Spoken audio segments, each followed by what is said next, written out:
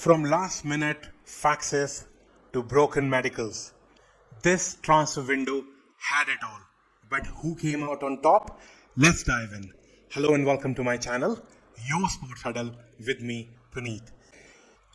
This particular video is all about the contender who has had a magnificent transfer window. Their ins are absolutely amazing. They needed those little holes to be plugged, and they have done exactly that. I'm talking about the red side of London in Arsenal. And this video is all about why Arsenal, solid backline, give them an edge over others with the right attacking players that they have brought in. Their new signings are obviously looking massive right now. They were in need of a number 9, and they went and got Gyökeres. He is a promising player who is obviously going to elevate this team. They needed somebody on the left-hand side, and who did they bring? Eberechi Eze from Crystal Palace. So the guy only had to move from South London to North, and he was already playing amazingly well for Crystal Palace. So coming to a bigger club with better players around him is obviously going to be a beneficial thing for both Arsenal and Eze. They've also got Zubimendi, Norgard, Henkempe, which obviously will push with more goals contribution and bringing in a solid defensive unit, which they already were. Arsenal's back five is possibly the best in the Premier League, with David Raya, as the goalkeeper. They've also added Kepa Arrizabalaga as an alternate to him. On Gabriel and Saliba's partnership is invariably strong, composed, and airily dominant. I mean, they're definitely one of the two best defensive units in the Premier League. Maybe Liverpool and Arsenal are the two who are basically vying for the top two spots. And they've also brought more additions in their defensive unit in Hinkempe and Mosquera, obviously, who will also give more support to Ben White. Ricardo Calafiori also had a decent season last year. And with their defensive record, they were already looking really fine in the season that just ended. They've only conceded about 29 goals and have had about 18 clean sheets. Even though they only scored 69 goals last season in comparison to champions Liverpool, who scored 86. But the additions that they brought in, cover for Saka, which was always needed. And who did they bring in? Noni Madueke. I know, Chelsea fans have a different take on Noni. But Noni as Saka's, alternate, as and when they want Saka to be rested, or like now when Saka is injured. I think Madueke brings a lot of flair on that right-hand side. And he has the pace to burn. So, if you are not counting on Noni, then I guess you need to rethink about it, because he's going to be a massive, massive player on that right-hand side along with Saka. The biggest worry last season was a number 9, and Havertz and Mourinho, even though both of them tried their level best.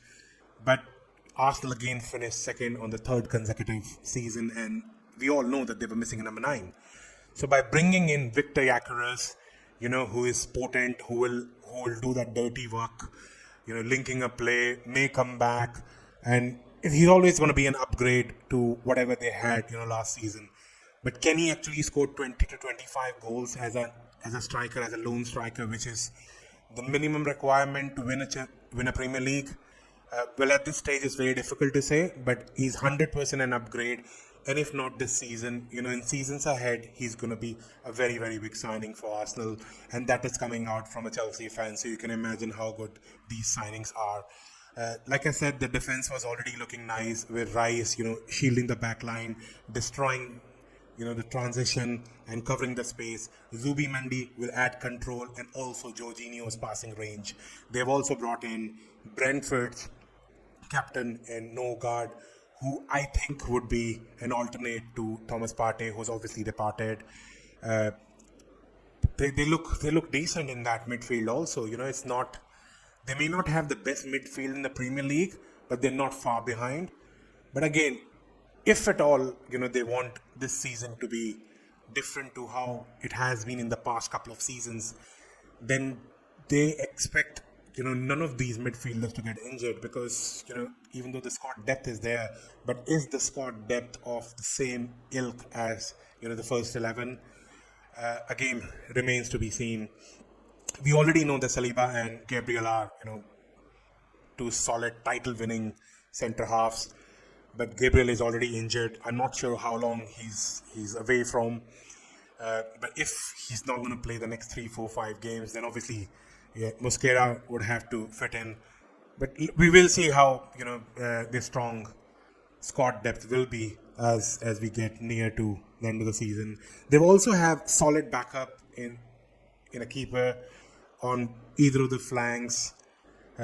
Arsenal, in my opinion, are 100% a legitimate contender.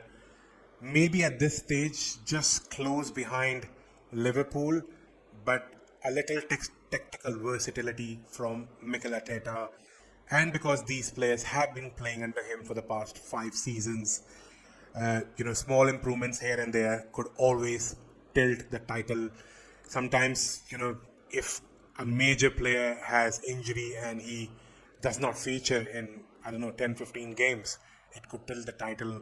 But Arsenal transfer window, in terms of incomings, has been amazing. Outgoings, I'm not too sure how many players have gone out. Jorginho and Partey definitely in the midfield.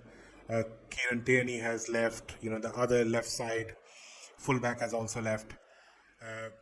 But not much in terms of outgoing. So I think even after less in terms of outgoings, more in terms of incoming, spending more, bringing in less, I still think this transfer window is 9 on 10 for Arsenal, and they'll be very, very close to Liverpool by the end of the season. But thus far, they are on course to challenging Liverpool, because they are the previous year's champion. That's pretty much it for this video. Like, subscribe if you are an Arsenal fan. You have something to say about it, please do mention. It's been 21 years since you've last won the Premier League. So would this be the year? Please mention that in the comment section. Like and subscribe. Thanks for watching.